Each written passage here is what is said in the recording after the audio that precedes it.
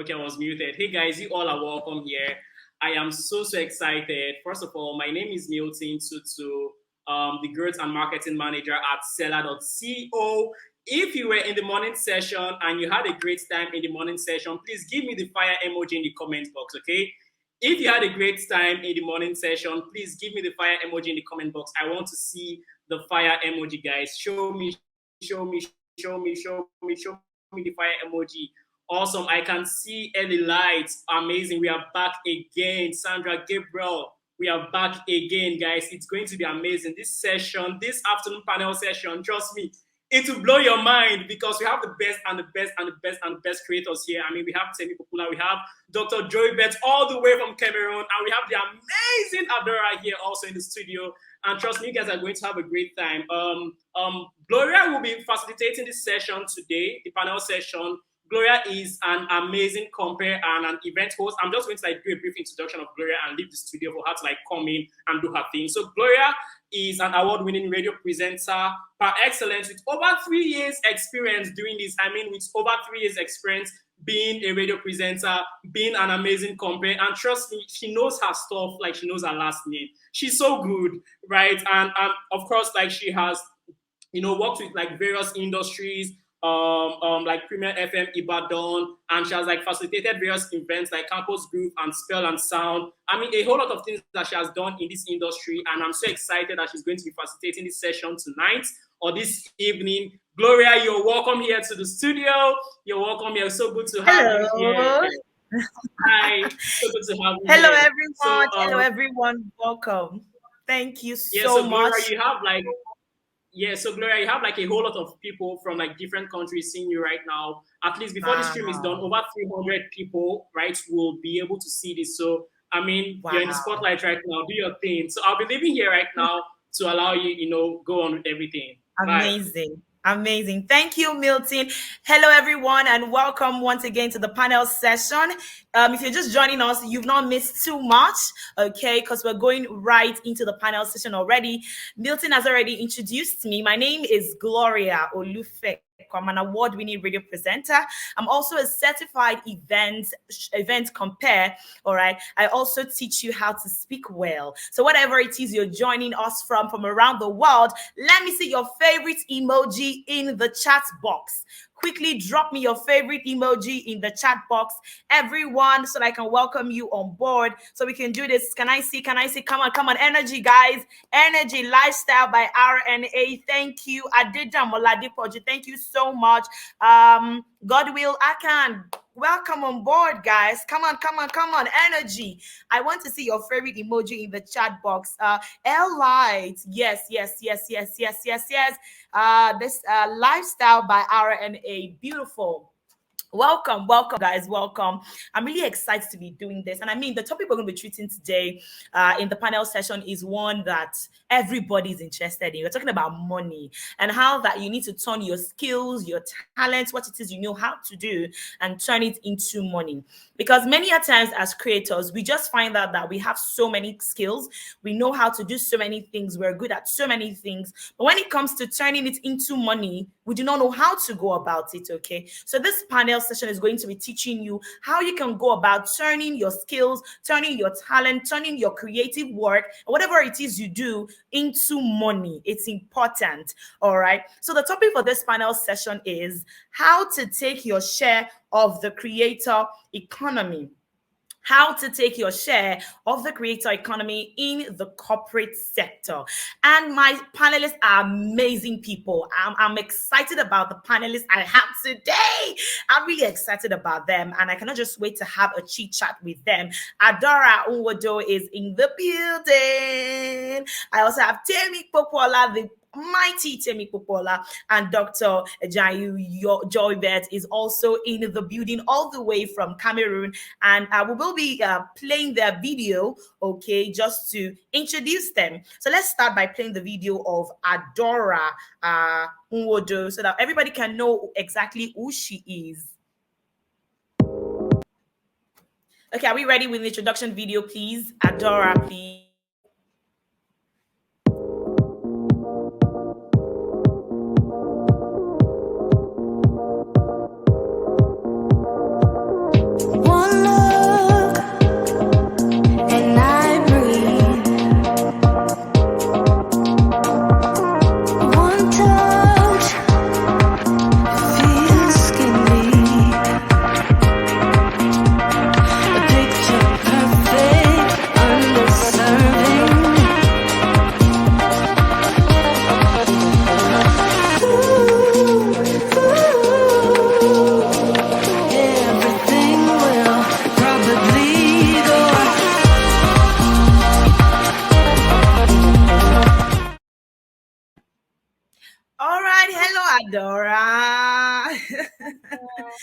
Hey, Hi. hi. Can you speak up a little bit more so we can hear you? Oh, okay. Can you hear me now? Beautiful. So, my Okay. audience, can you just give our round of applause in the comment section? So, our Adora knows we love her. We're excited to have her. Come on, guys. Yay. Thank you to everyone responding in the chat box. You are the real MVPs. I love you guys already. Thank you. Adora, welcome on board. How are you doing today? Thank you. Thank you. I'm doing well. Thank you. How are You're in you? Lagos, right? I'm good. Fine. Yeah, I'm in Lagos. I'm Wow. currently at the office. Oh, I wow. to the showroom for this session. Okay. Welcome, welcome, welcome. All right, let's have the introductory video for the mighty Temi Popoola.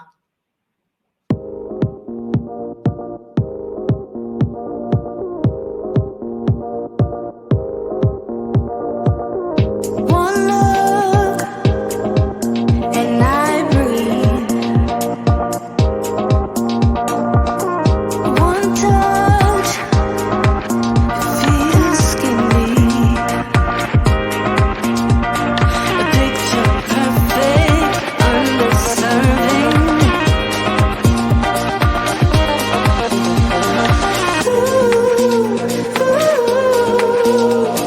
Everything will probably.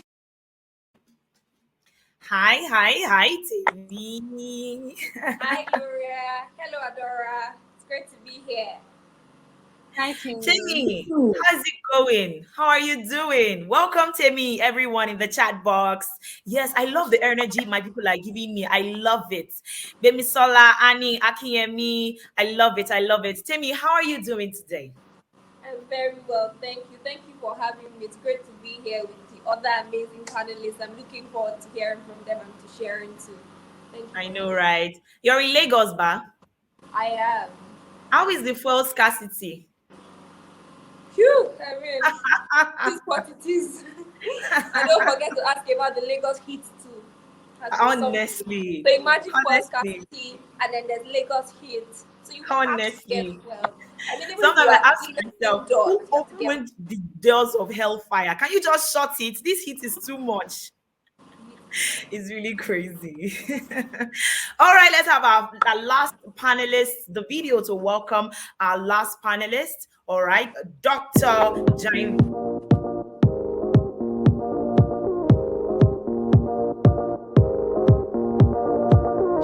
One look and I breathe.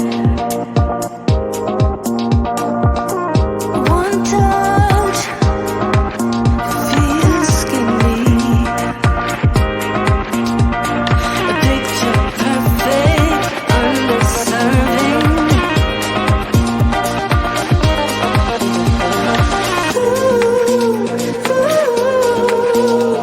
Everything will probably. Hi, Dr. Javnyuy. Welcome. How are you doing today? Hello there.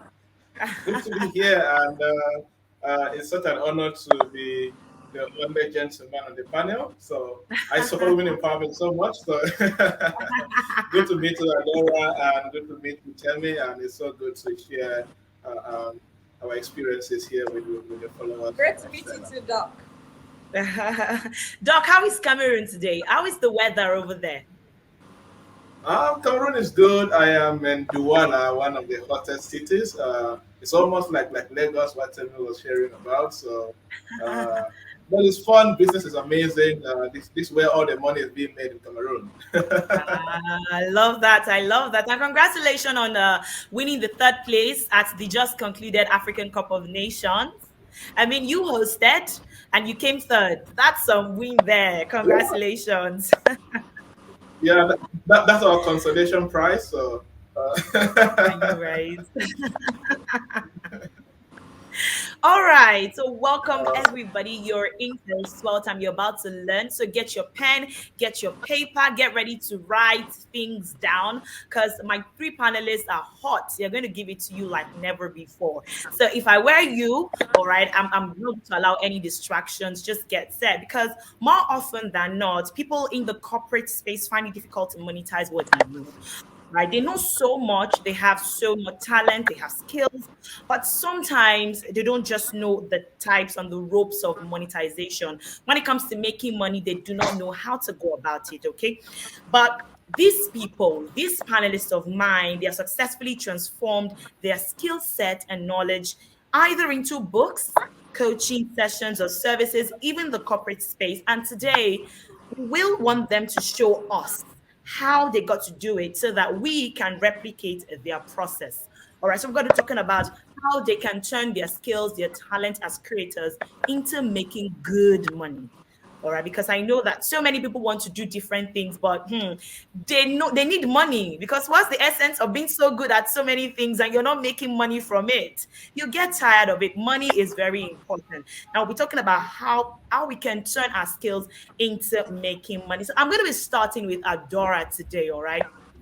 I mean, I was going through your profile, Adora, and I was like, really? Wow, it's amazing. You've done so many amazing things. Your book, Cloud Engineering for Beginners.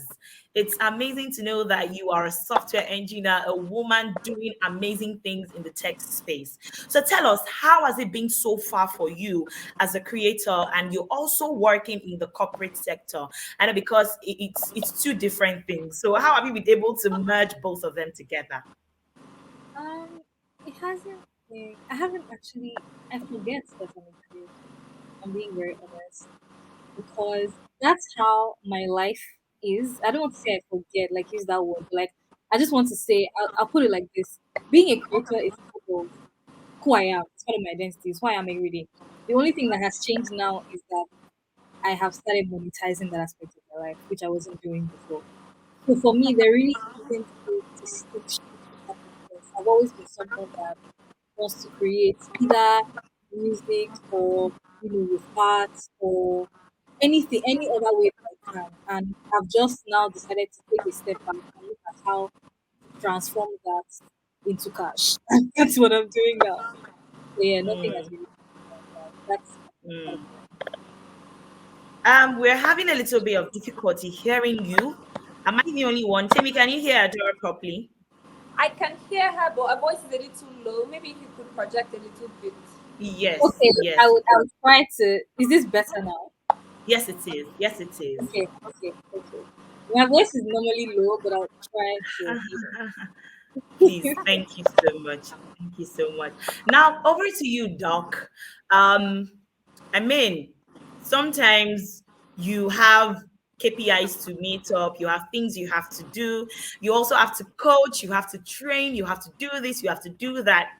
And there's little time. I mean, some people will even say, oh, I wish you could have 27 hours in a day instead of the 24 hours we have in a day. It gets as much as that, okay? So, how do you find time to deliver on your KPIs at work? And then you also function as a creator. How do you find time to merge all of these different things that you do together? Yeah, that's a very pertinent question. I think it can work in two ways. I can only share what I experienced. When I started at the beginning, it was a bit difficult because when you're trying to build a company, and you are a one-man army, what they call a one-man army, and you're doing everything from marketing to accountancy to cleaning, you're a gate man, you're almost everything. It gets to be very difficult. But it is much easier now for me because I have a team. I have a team of 16 employees, so they get to focus on other things while I get to focus on the training and the consulting. So while the head of my department, my primary objective now is basically spending time to create programs and trainings and consulting strategies and all of that. That's what I spend, I can say, 80% of my time to do, and just 20% to do that. But before then, it was kind of hell trying to manage the two, and we get to have meaningful engagement and training programs. And the issue of creating courses, um, it when you get to look at the various challenges of having the various equipment and taking time to shoot yourself and do a video for yourself, edit for yourself, and all of that, it used to be so much crazy. And the speed of creating many programs is very low because you get to do everything. But now, if you focus on crafting just the knowledge and the framework for the training and others can handle all the designs and editing. It becomes much easier. So I think there's a place for phases. Life is in phases. We get to grow, and when you're starting, you're gonna face the challenge of doing everything. But it's good that as you're growing too, you be very intentional at knowing exactly what you want to focus your energy and time to do, and try to get people to do what you cannot do. I'm very good in creating content. I'm very good in creating in training, and that's what I get to do full time. So let others do the rest. Get an accountant, do market, and get people who can get things off your hands, and you focus on their biggest strength, and you serve better. So I guess for you, what has worked for you, Doc, is you know how to assign duties to other people. You don't try to do everything by yourself.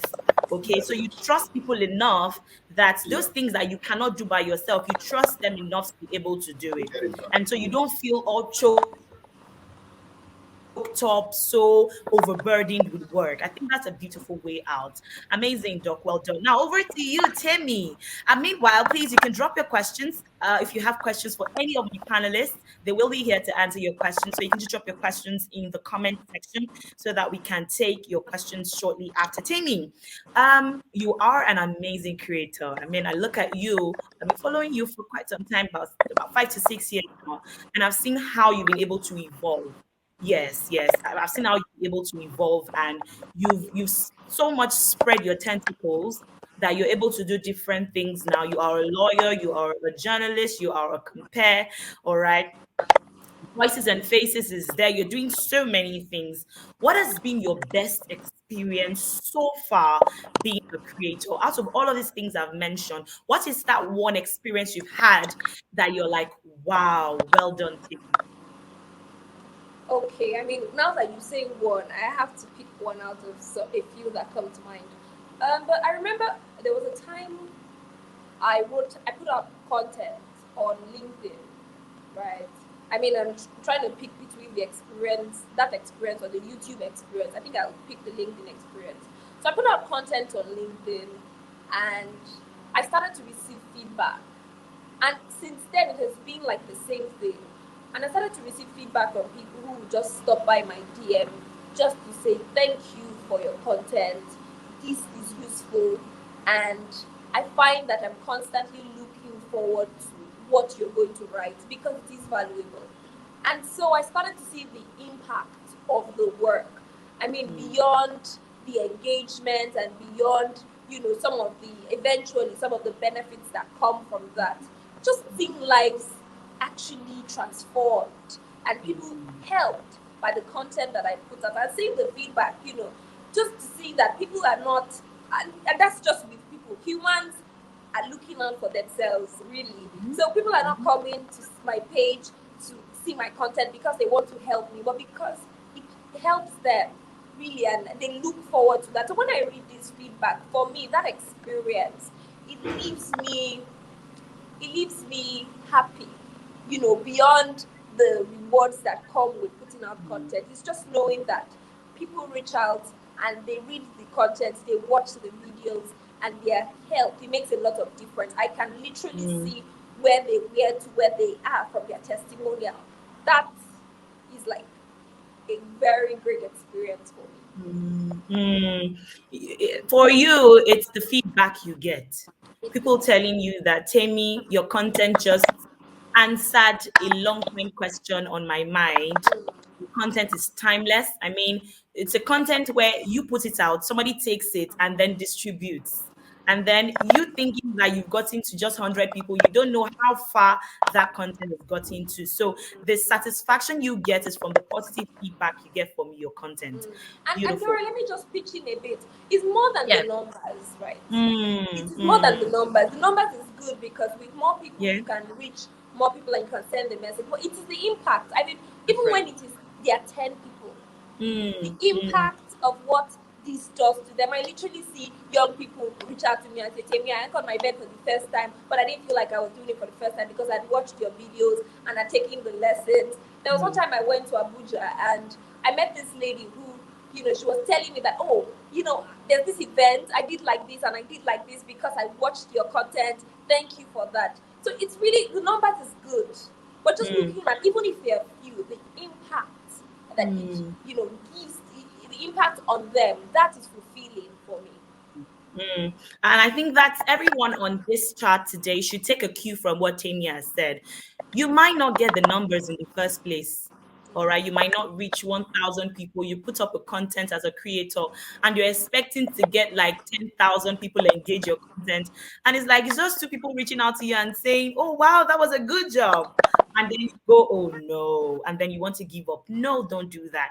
All right. You don't know if that very content was just meant for those two people. And that's it. All right. So do not be discouraged. Now, still on you, Tammy, before I move over to Doc. Now, let's talk about, you just mentioned your experience. Let's talk about the challenges that you face. All right. As a lawyer, as a journalist, or compare. Are there any challenges in the first place? Plus, how do you now balance those challenges? How do you surmount these challenges? Okay. So one of the challenge I would say is, you mentioned that we have only 27. We don't have 27 hours. I was going to say we have Honestly. 27 hours. I don't know where I got it from. But yes, we have 24 hours. And, I like to say that I'm at the intersection of law and media. So that Mm, for me is how I define my work. I'm at the intersection of law and media. If it is law, I'll be there. If it is media, I'll be there and being at mhm, that intersection. But the truth is that sometimes one mhm, thing takes more of your attention than the other. So for me, that is a challenge. I want to strike a 50-50% balance there. But I don't think I have struck that balance yet. So for me, that is something that I continually work at, trying to strike that balance, giving attention to the different things I do. But it does help that some of my work is flexible. So, for mm, example, when I consult for people as a lawyer, it is flexible. I can just work from home, look through your documents, consult, jump on a call, have a meeting with you at a time that works for me. So yes, that flexibility helps.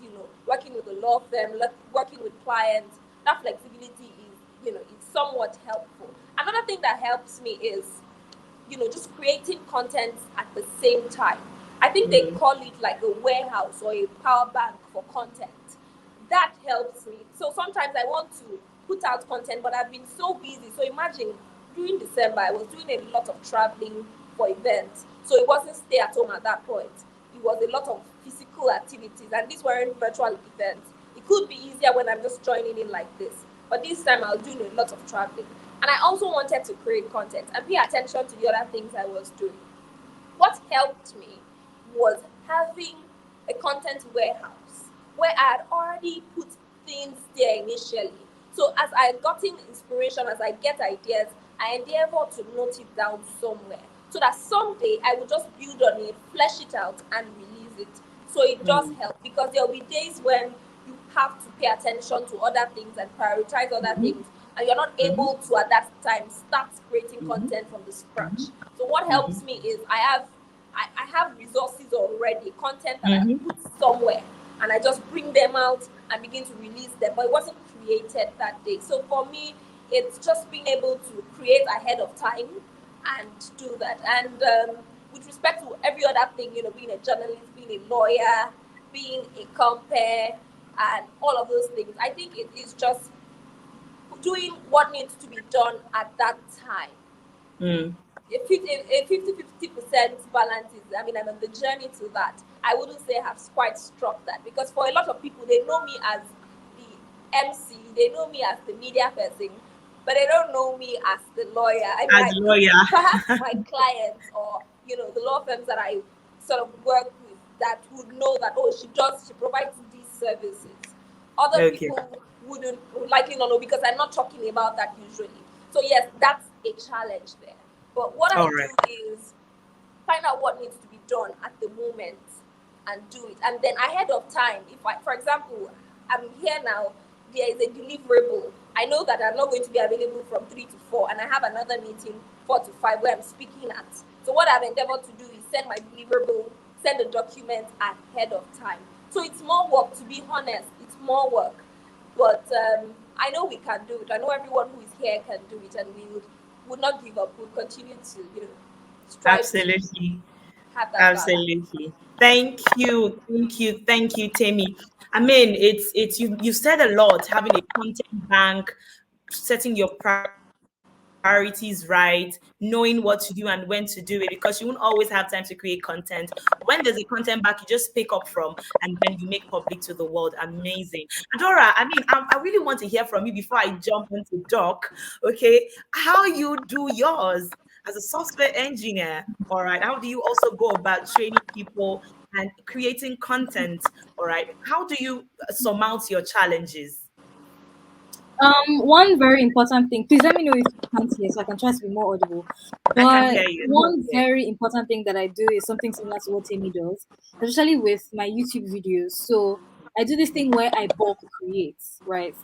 I have like a list of videos I want to shoot for like the next couple months. I mean, once in a while, because of maybe a particular trend, you might want to slip a video to like, top that list because you want to shoot it now because everyone's talking about it right now and stuff like that, right?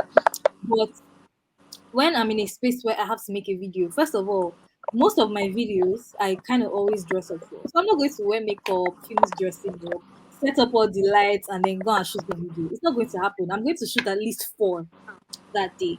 So I do that where I bulk create and then once a week or periodically, depending on how I want to get those out, I release them. I also do that for articles as well because I tend to write, sometimes. So that's how I'm able to use that. And then I choose a day, maybe like a weekend day, like maybe a Saturday when I'm not really doing so much, and I devote some time that day to getting all of this out. And it really helps in, making sure that you are consistent with creating because there are some days if you wait for the day that you are supposed to put content out or the day before, there's some days when you just be angry. There's some days you feel burnt out.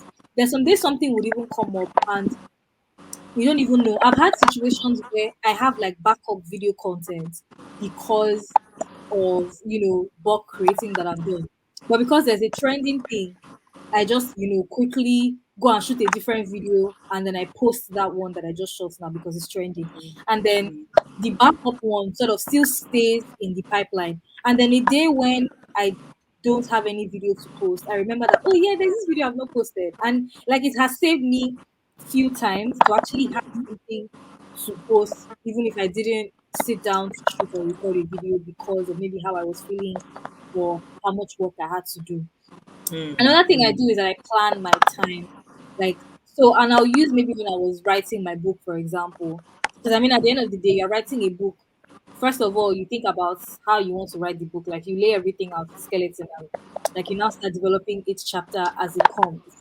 I used to block out time in my calendar every day to make sure that I did something particular to that book.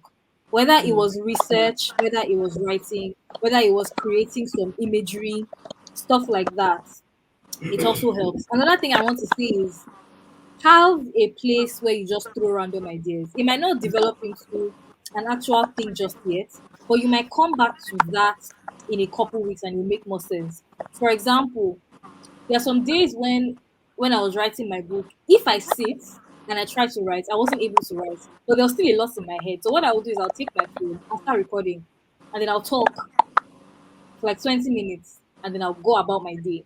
And then later when I'm calmer and maybe the English words are coming, the English words that you want to put on a book because it happens sometimes where I you're just know, in the middle right? of something that they are not necessarily the words you want to write in a final product, but like that's just how you can describe how you're feeling right now. So maybe later when I'm seated and I'm calmer and those, bougie English words are coming out, I would replay that recording and now develop that idea into something that can be beneficial to somebody else. So yeah, I'll mention like those three things. Have a content bank is very important. Bulk create is very important. The second thing I would say is if something is important to you, block out time in your calendar to deliberately do that thing periodically.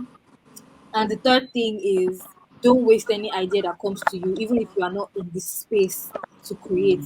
If it's something that you can scribble, like you have to just quickly draw and then later you can now go create that whole thing as a design.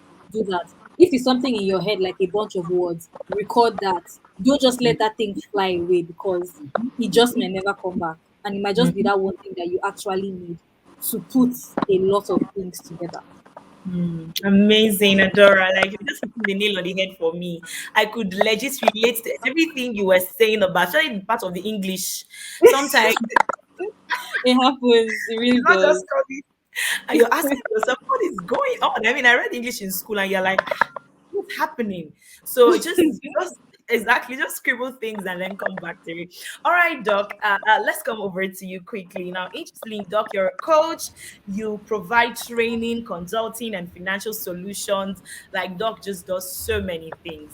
Now, my Doc, my question to you is number one, at what point did you decide to start sharing your knowledge?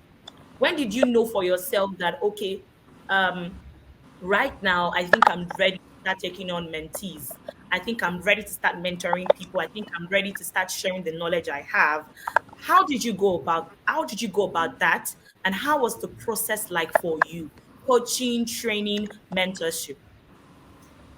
Yeah, my story is kind of funny because I started my career in a semi-urban area. That is a sub town in a major town, and that was where I was born and I grew up.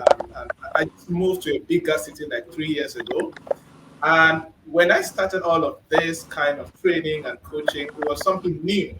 There was nobody has ever done something like this in the community yet. So I started afresh, being just training and providing advice to various businesses. In 2011, when I started this, I didn't know what was called consulting. I didn't know what was called motivational speakers. I just got to start hearing those things when I was already doing what I was doing in my community and all of that. And of course, things like courses, these were not something I expected or I knew that I should be doing. I was just serving. I was just I'm serving because my whole journey started because when I was done with high school, I could not go to university because my mom could not sponsor education.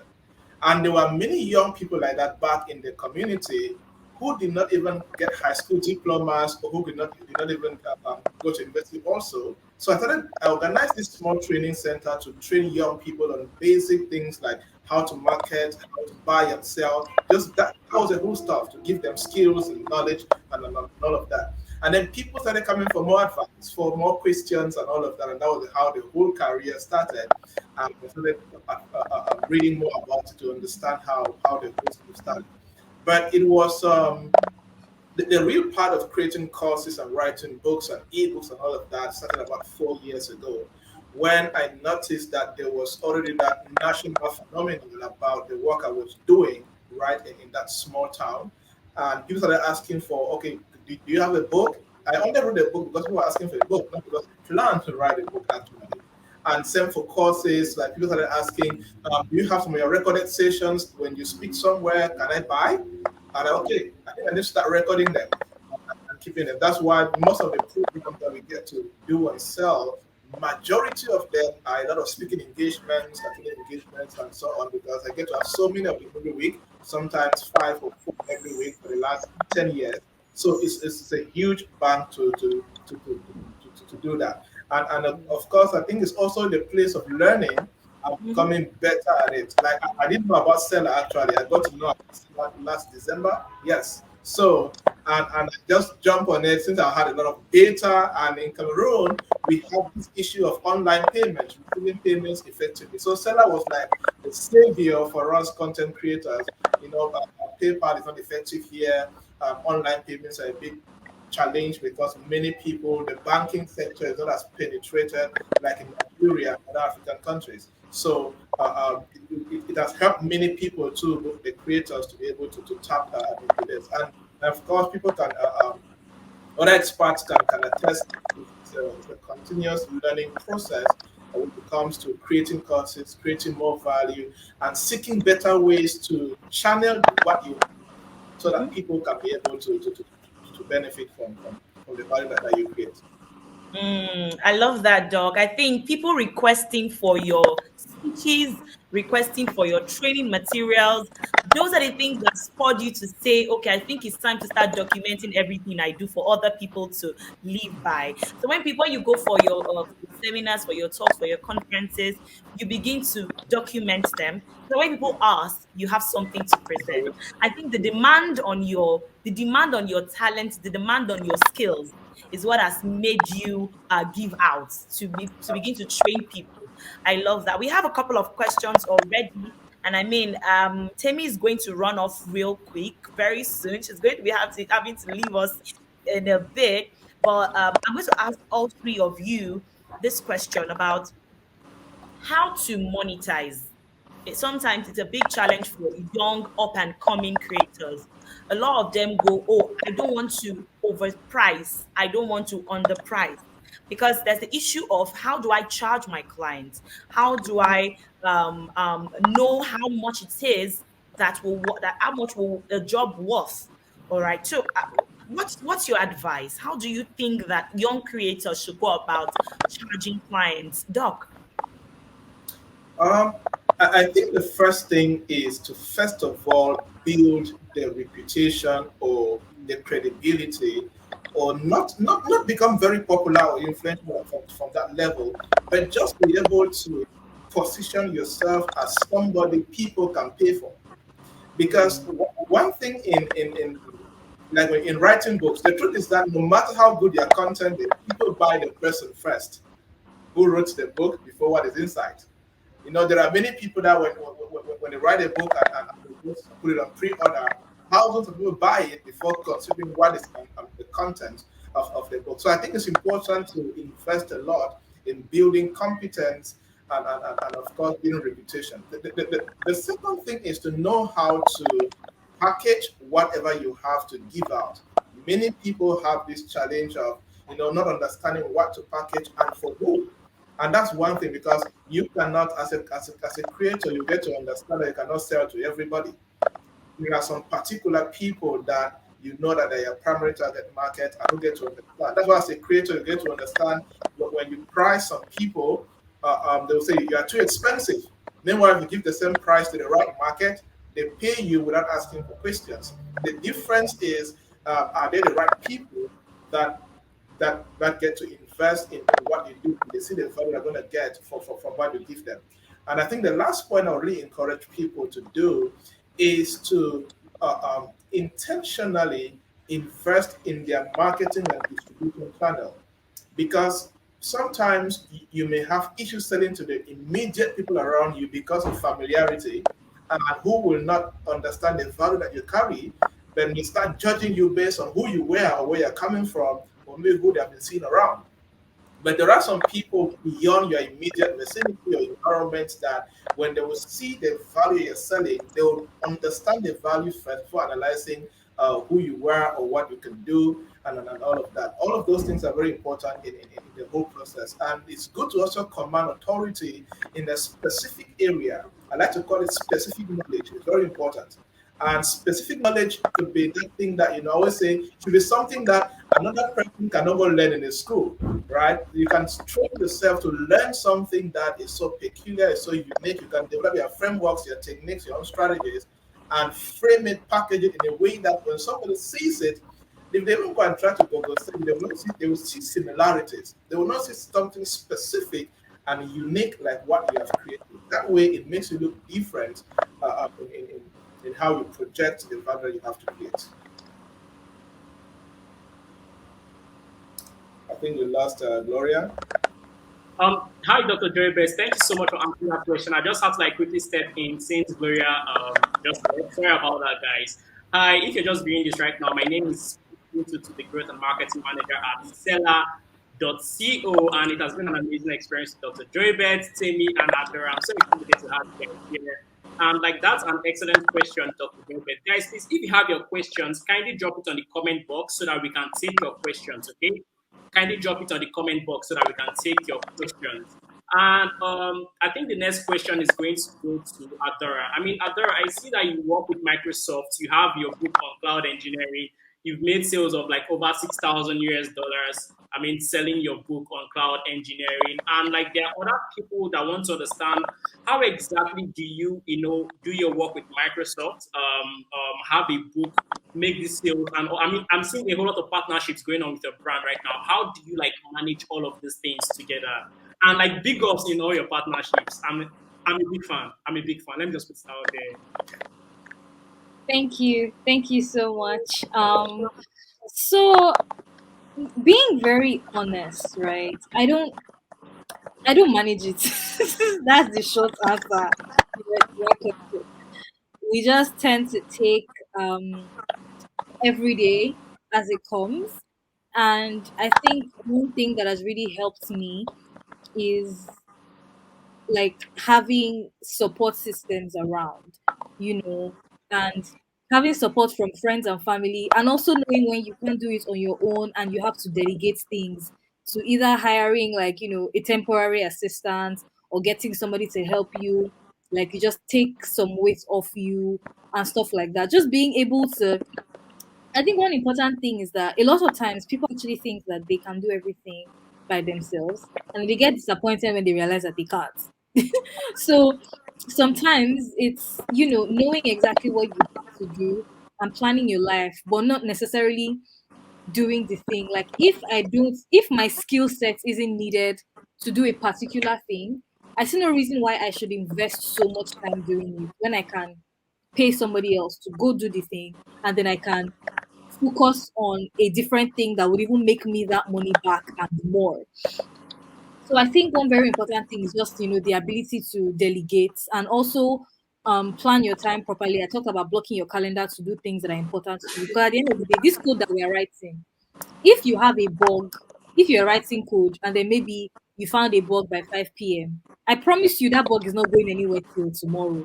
So don't waste 3 hours of your time trying to debug something when, number one, you can reach out to someone on your team to help you, or better, close the laptop, because I'm about to speak pidgin English. Problem no they finish.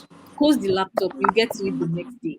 And then you can spend that time now doing other things that you can be productive in. I time box a lot of my tasks. If I see that I'm trying to do something and I'm not making any headway, I drop it and I go to do something else. And then I reach out to someone that I know, can help me get this thing done as well, instead of wasting time. So I think that that attitude is what has, helped me generally, um, to be able to balance, all these things at the same time.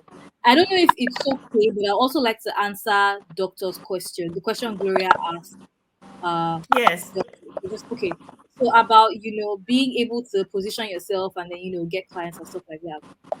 I'm going to use a business school framework to answer this question, right? Which is the VRIU framework.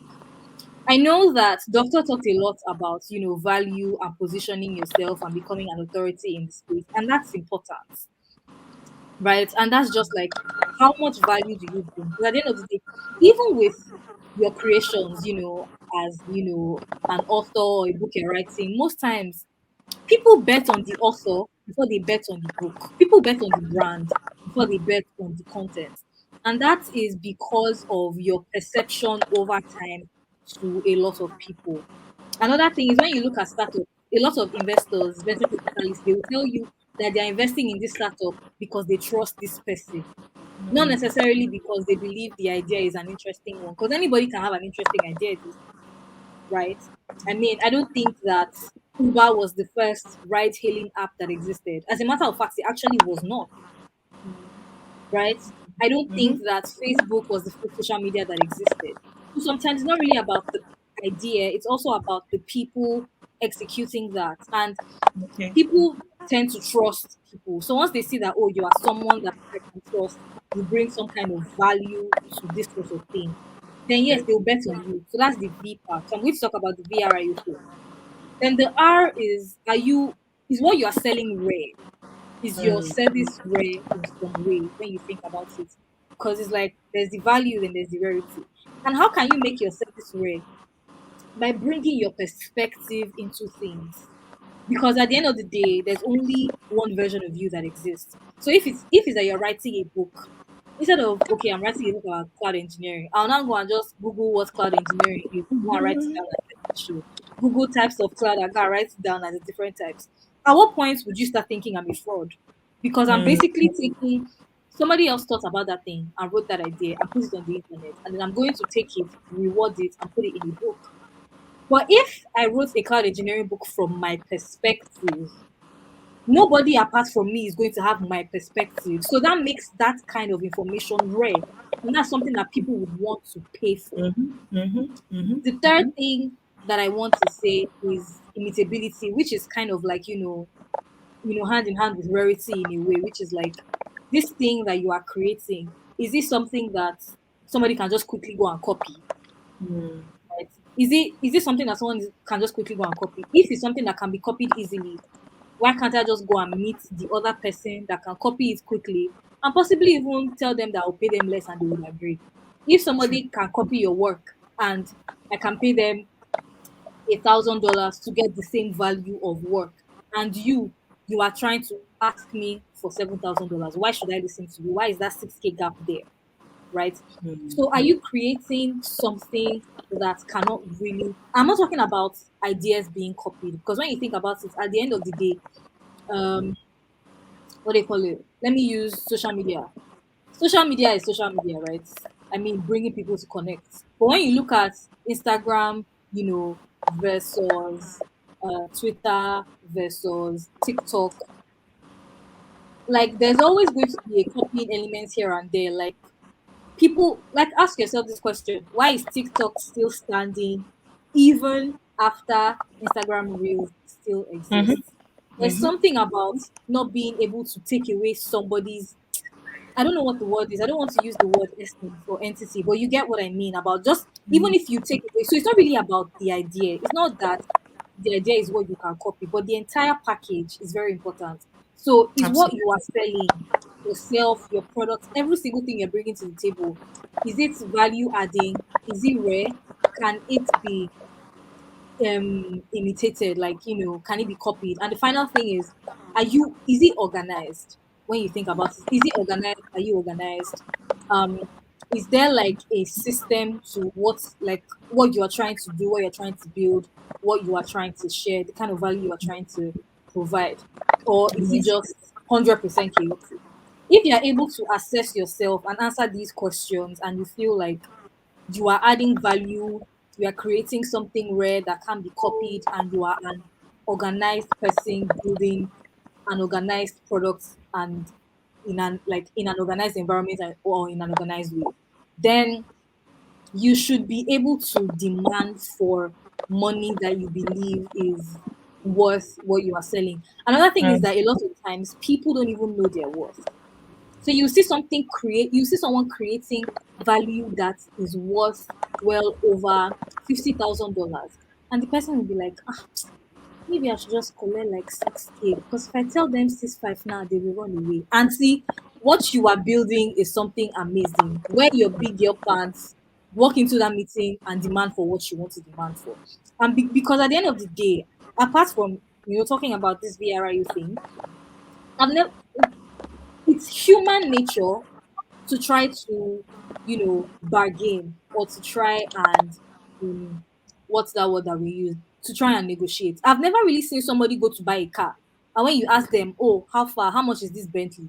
And they tell you the Bentley is $200,000. You'll be like, oh no, this Bentley is worth $400,000. Now let me give you double. No, you will say this Bentley is worth 150.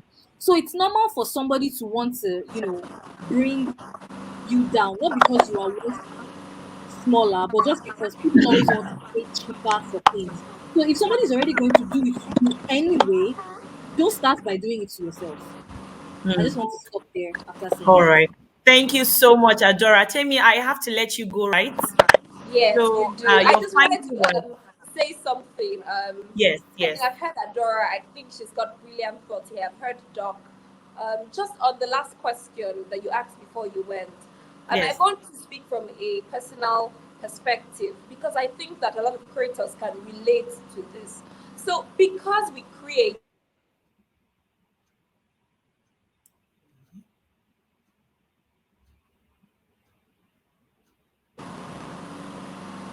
Can you hear me now? Yes, Temi, you're back. Okay, great. So I was saying that because we create things and these things many times come to us naturally, there could be the hurdle of putting a price tag to it because you think to yourself, it didn't cost me anything to come up with this. Maybe equipment, but I had these things. Maybe somebody was helping me, or for some reason, it could be difficult to put a price tag to our work. Now, this is what I would recommend, which has worked for me and which is working for me, and it is to get exposed. Exposure is very important. In addition to all they've said about package and all of the brilliant things they've said, I just want to say to creators, if you're struggling with pricing or monetizing your work, get exposed. Who are the other people who are doing things like you locally and globally? What do they charge? What is the industry rate? I remember, I anchor events, and for a very long time, I started to anchor events since about 2012, and that's been a decade ago, right? And I was doing it as a student, and for a very long time, it was free of charge. I was just anchoring events and not charging people. And it came to me naturally. What was there? Is it not to speak? Is it not to take the microphone? Is it not to research? Oh, I enjoy doing these things. And it was difficult to put a price tag to it. But when I began to get exposed and watch other people do the same thing, speak for 1 hour and get paid in millions, then I understood that this is something I can charge for. When I began to go for trainings and pay money and pay a lot of money for the networking experience and the exposure, I found that, it is more than anchoring, it's more than just speaking. There's a lot that goes behind it. There's a lot of mental energy, there's a lot of preparation that goes to it. So even putting my courses together and I've had the opportunity of having courses on seller and on just generally having trainings for people. I realized that because I've seen other people do it locally and internationally and charge in dollars for it, I am courageous enough to say this is my price. This is industry rates. This is what other people charge. So I just want to say to us, let's invest in getting exposed. That could mean surfing the internet to find who is doing this and what is their rate. It could mean traveling. It could mean going for conferences. This is a prize. This is exposure for us. So please, let's get exposed. It will do us a lot of good. When I listen to Adora charging billions now, I'm expired. I feel, why would I charge in trillions and billions? I mean, Adora is doing it and she's doing it well. I can learn from her. When I listen to Doc or to Gloria, there's something that jumps on me, that influence, right? And I think that would be very helpful. So please, let's invest in our exposure. It may cost you something, but it will be worth it at the end of the day. Thank you so much for having me. I'm having Thank difficulty you, turning on my Temi. screen now, but We can't that's see all your right. face. We I, can't I see your don't know face. why. I don't know why this happened now. We just Apologies thought we could about. take a picture, Oh, but it's apologies fine. about that. It's fine. It's fine. It's fine. We have to let you go because you have something else. Thank Another. you so much to everyone who joined in. Looking forward to connecting with you on social media on LinkedIn, Temi Popoola. Have a lovely day. Thank you, Gloria and Sela. Thank you, Bye. Jamie. Thank you. Thank you. Doc, we are going to take the final question because Samson Usang has asked the question for you. I mean, when you were having your session, Doc, you told us about delegating, giving people things to do, responsibilities to do, so that you don't get choked up. But someone here is asking that when it concerns a startup where so many hands aren't available, they don't have enough employees like you do, how do they handle tasks that aren't part of their strong skills or strengths? Yeah, Yeah. thank you. Absolutely. I have been there. I have been there for several years, so I understand the question.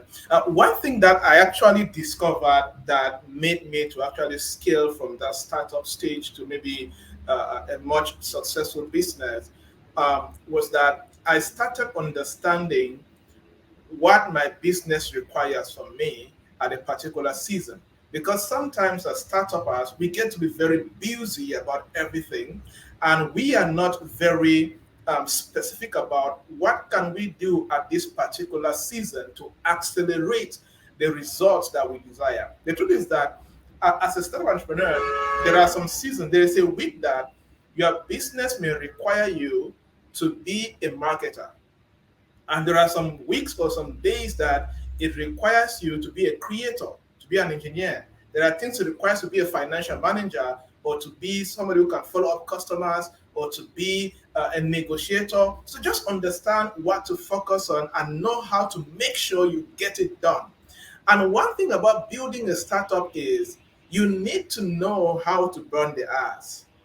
Is as I always say, for you to build a startup that's going to start in Africa, I don't think if anybody works less than 12 hours a day on your startup, you're going to succeed.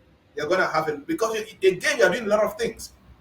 Even till today, I still work 16 hours a day, even though I have 16 employees, because there's still work to be done. There are still things that only I can still do, and it's going to take time for them to know. So we also need to know how can we get a little early, do a little work more, and stay a little later, so that we can be able to accomplish a lot of it. And secondly, is to see how we can leverage on technology. What are the tech tools around you that you can leverage as a startup to be able to do a lot? Because like sometimes instead of trying to organize a physical event that can take a lot of time, is there a way that I can package that event, promote it right, and take it virtual? It's going to take you less time, less money, and less energy to get it done. Can you get an app that instead of typing, you can talk, and the app records you, just edit it, and you can get it ready. Just look at what can you leverage as technology, technical tools to be able to do a lot. And sometimes, not sometimes, be very conscious when you start making. That's what I did when I started making a little bit more money. The first thing I did was to invest in human resources. The first thing I did was to start employing more hands. Because when more hands come in, they bring in new resources, new knowledge, new skills, new networks that they can also market you to their networks and many other things. And you can replicate, bootstrap into the team, raise more hands and more competent hands and do that. And one last thing that I did, let us capitalize on unemployment in a good way. There are many unemployed guys out there. Create a good internship program for your startup. You'll be surprised. There was a time that I did an internship program, and I was looking. I specifically said that it is non-paid. It is non-paid, and I had 300 applications for people applying to become assistants, to become field officers, and so on. And they apply. Create a good, structured, well-packaged volunteering program or internship program, and it's going to help you a lot and give you more hands. And while you're giving it back to them by giving them experience and teaching them what you know, they're also giving back to your startup and to your business, and it makes you better. Wow. Thank you so much, Doc. Creating opportunities for interns. You don't know that in the long run, these interns might end up being your staff Let me because they tell you will want to something. leave. Let me tell you, that's a Mm. fact. All my 16 Mm. employees are interns. They're all on full-time salary right Wow. now. All of them started as volunteers and interns. There's nobody who came as an. I don't have any experienced staff. Everybody is a fresh graduate. Wow. Everybody, because they started as Wow. interns and they became full-time employees. So it's just to confirm what you're saying. Doc, amazing. I mean, sometimes I hear people tell me job description, you must have had 20 years experience, 10 years experience, and the person is just 20 years old. And I'm asking myself, how do you expect me to have 10 years experience? I'm just 20. I mean, if people do not create these opportunities for people to learn and grow, how do you Yeah, expect them to give you the that's so experience? true. Yeah. That's quite commendable, Doc. Well done. Thank you for all that you do for young people. Amazing. Adora, I'm tempted to go, but I have to take this question. I mean, we have our time is fast spent, but Cholu Lola A. George, Tolu Lola A. George says, how were you able to market your book? All right. And how were you able to make so much sales on your book? Yeah. Do you have any helpful tips for ebook writers who are starting out? So quickly, please touch on that before we run off. The short answer to that is branding. Uh, I focus more on building a brand and a name for myself than actually marketing the book. So I know during that time, I spent a lot of my time trying to, get media houses to notice me. I spent a lot of my time trying to add more value in the tech community so that more people found me and knew that I was already doing something in the cloud space as well. And just like, give more talks on cloud engineering so that when I go for conferences, people see me. And when I say, oh, I just gave, and they're like, oh, I really like your talk. It was nice. I'm like, oh, thank you. I really just wrote a book about the same topic and I elaborated on it in the book. You can go check it out. So doing things that were putting me out there more was what helped my book sell as fast as it did. So it wasn't really about selling the book. I spent more time trying to sell myself, and that in turn helped me sell the book. So it's not really always about, oh, go and sell book. You know, go and put the book on sponsored ad, and then you're not the first person to write book there. I'm sorry, but nobody might buy it if you do that. It's important to show yourself because, like Doc said initially, self as well, people buy the person before they actually buy the content of the product. So you have to make sure that you are someone that is credible, that people should bet on before anything else. And this was something I knew, and that was the approach that I went with when I was trying to sell my book. Amazing. I mean, it has been an insightful conversation with my panelists. If you are still here with us, let me see your emojis. Give me a 777 in the chat box. Come on, I want to see a 777 in the chat box, everybody, if you're still here and you learned a thing or two for yourself as a creator. I want to see your energy in the chat box. Give me a 777. Beautiful. Thank you, Tina. I can see it. Keep it coming. Keep it coming. Keep it coming, ladies and gentlemen. Aoma Bride. Unwanchuku. Beautiful Lifestyle by RNA. Come on, keep it coming. 777. It's been an insightful conversation with you, Doc, with you, Adora. I mean, I read up about you on LinkedIn and I was motivated. I felt really excited that I was going to have a chit chat with you. And I'm going to be taking many of the things that you've said and I'm going to be applying it into my own life. I mean, you can follow my panelists on LinkedIn. You can connect with them on LinkedIn. All right. Adora Nwodo on LinkedIn, Dr. Javnyuy Joybert on LinkedIn, and Temi Popoola on LinkedIn, and also myself, Gloria Olufeko on LinkedIn. We're going to be preparing shortly for the evening session, but we've come to the end of our panel session. Thank you, Doctor. Thank you so much for your time. Thank you, Adora, for your time. It was an insightful and eye-opening conversation with the Thank both you. of you. I celebrate you. I celebrate you. Yes, people are still coming with their 777s in the chat box. Thank you so much, everybody. Doctor is showing you so much. Please connect with Doctor on LinkedIn. Connect with Adora on LinkedIn and connect with Sela too on LinkedIn and on Instagram. Thank you so much, everyone. Milton, are you here?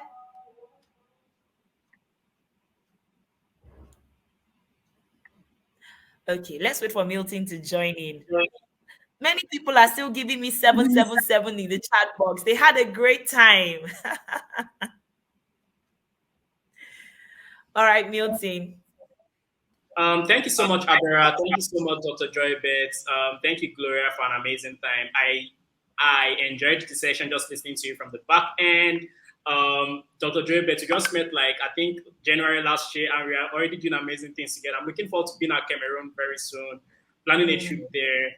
Thank you so much, Adora. I am your fan. I wouldn't say biggest fan, but I'm your fan. I see all you do on Instagram, all your partnerships and everything. Thank you so much. And thank you for being here for Seller. Thank you for using our platform to sell your digital products.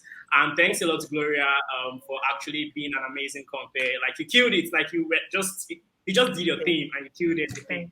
Thanks a lot so much. And have a great day, guys. Bye.